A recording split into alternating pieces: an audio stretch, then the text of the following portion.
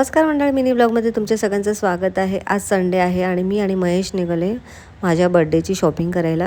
तर जास्त काही खरेदी नाही करायची, मला ड्रेसेस घ्यायचे आणि ॲक्च्युली आम्ही जवळच जाणार होतो, पण अचानकच ठरलं ठाण्याला जाऊया, कारण ठाण्याला जरा व्हरायटी जास्त असते।